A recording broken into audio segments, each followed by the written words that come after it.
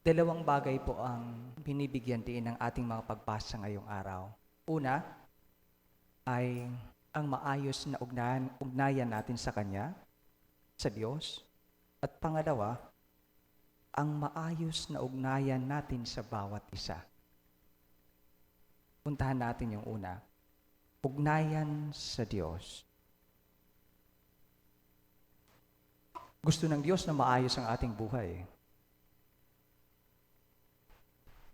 Sabi sa unang pagbasa, kung tatalikuran ang kasalanan at kayo'y susunod sa utos ng Diyos,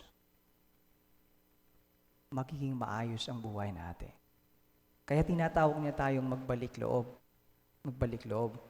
Ang kasalanan po, palagi pong, it always separates us from God. Palagi yan.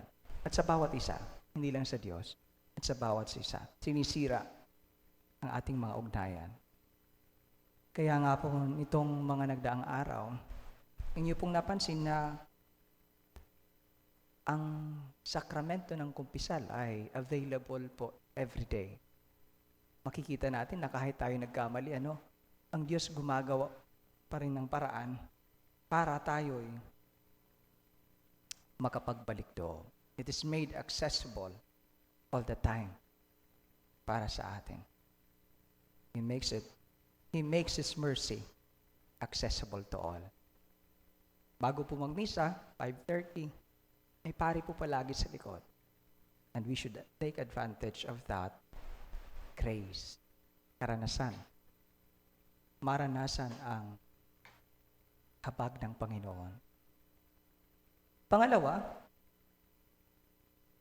ang ugnayan sa kapwa-tao. Marami pong problema sa ating mga relasyon, sa pamilya, sa parokya, sa mag-asawa. Palagi po iyan. At ngayong araw, binibigyan tayo ng solusyon ng ating Panginoon, paraan para maayos ang lahat. Tinatawag tayong ayusin ang lahat. Sabi ng isang pare, kung tayo daw po'y may kaaway, palagi po iyang mayroong tayong ambag. Most probably sa kanya 90%, maybe sa atin 10%, 2%, 5%, pero mayroon. Now, kung tayo yung 10%, 2%, 5%, at makayanan nating magsabi ng sorry, that would indeed be humility. That would indeed be humility. Pero hindi lang naman dapat 10%. Okay din naman kung magsabi ang 90% na, I'm sorry. Lahat po tayo ay tinatawag na at nire-remind na magpatawad palagi. Pero hindi po nagtatapos sa pagpapatawad, ha?